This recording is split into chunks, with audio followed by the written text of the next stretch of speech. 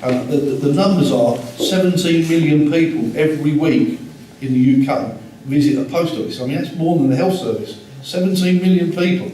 And that post office around the corner, that's a busy Crown post office. Now, what we said to the post office, and incidentally, we invited the post office here tonight. We said, come along and justify your policies, your decisions. They didn't want to know. You know, and this is people who should be accountable, because there's been a rumour that one of the symbol group supermarkets, which one is it called again? Premier is possibly interested. You go through the alleyway, and just to the right, Premier, we're told that they might be interested.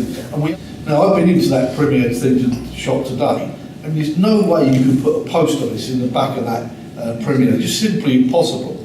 Now, the reality is, the Premier people won't be able to provide the same expertise, experience and knowledge and commitment of staff.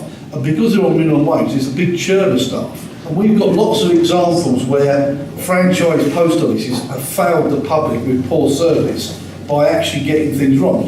Citizens Advice Bureau have done surveys into this to demonstrate that the service that the public get from a franchise privatised post office is completely and utterly inferior to that at a Crown post office. So our campaign is to protect the Crown post office where it is, keep the service as it is, and keep the staff in that Crown post office delivering excellent service to Leigh-on-Sea. And I think that we can achieve that. The Post Office is the oldest state-owned company in Britain, but since the Thatcher government in 1979, driven by the economic theories of Milton Friedman of monetarism, it's been broken up and subjected to attack. The latest Crown office to close locally is the Southend Crown office, which has been moved onto the first floor of W.H. Smith as a franchise. And now we see the threatened closure of Leigh Crown office. This has been part of a slow motion privatisation over the last 30 years and is part of a deliberate rundown. With privatisation comes an attack on wages, rates and pensions for staff. W.H. Smith, they only pay their counter staff the minimum wage. Thousands of sub-offices have also been closed, reducing the service to the public. I'm Julian Ware-Lane. I'm Labour's parliamentary candidate in Southend West, and I'm also one of the borough councillors. And one of the important things to me is a sense of community and what these things, how they address that.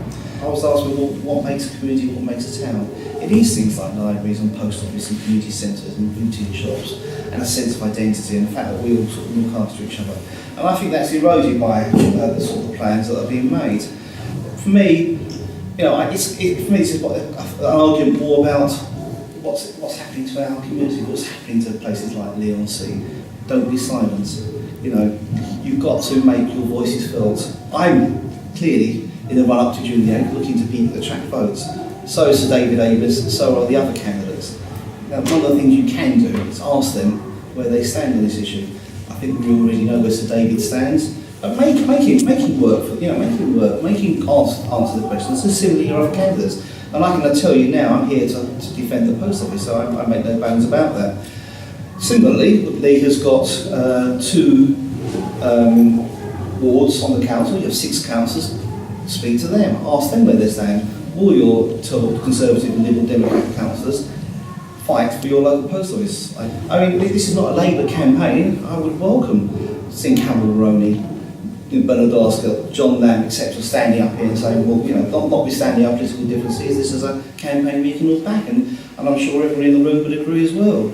There's letters to the press, there's leaflets, there's petitions, you know, there's all sorts of things going online. There's a Facebook page now called Save Leigh-on-Sea Post Office. You know, put a like on it, it takes you about 5 seconds. You know, all this all helps, because if you do nothing, then it's one thing's going to happen is that people who have the power to make these changes will just go ahead and make it. Now maybe, you know, cynical here may say, well, you do something, and they're just going to go down and do it anyway. But I mean, I've certainly never been one to not go down without a fight. And I say I can point at things like the fact we've still got a Westwood library, a library which is a very personal thing to me, because it was only 10 minutes up the road from where I lived. And that was genuinely under serious threat a few years ago. So please get out there. Don't go away from this meeting thinking, well, I've come and listened to three gentlemen talk and that was very interesting.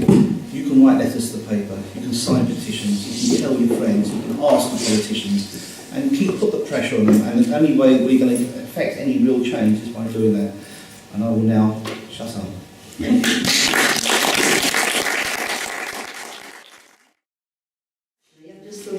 Why did none of the workers in that post office not want to attend tonight when it's their jobs and their future that is at stake? I think that's very short-sighted and very naive of them. But thank you once again for organising the meeting. Look, I don't know why the staff are not here tonight. I'm disappointed, that, to be perfectly honest as well. But what I do know is that many of the staff are fearful of retribution from the employer if they are seen to be actively campaigning. Their future is at stake here. They're not allowed to engage the public in conversations about the franchising. We're not allowed to put leaflets on the public side or posters. They've got to stay, I suppose in inverted commas, neutral about this.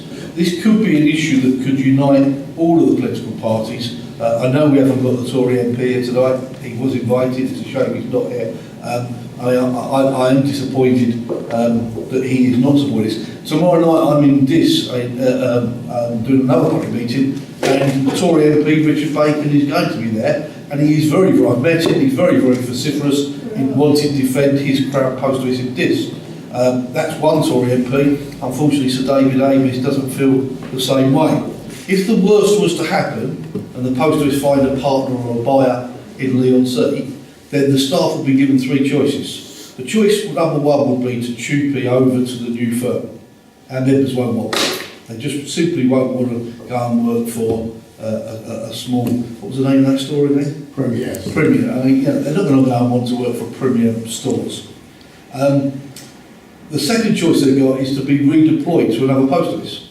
Well, the reality is they've closed all the other ones down, so there's nowhere to be for redeployed. And the third option is to take a package and leave. Now, and here's the obscenity of this package is that this is taxpayers' money. This is a government subsidy that the government give the post office to actually oil the wheels to get rid of the staff. But in recent years, the money that has been associated with redundancy linked to franchising privatisation has been in excess of £20 million. Now you think about the logic of this.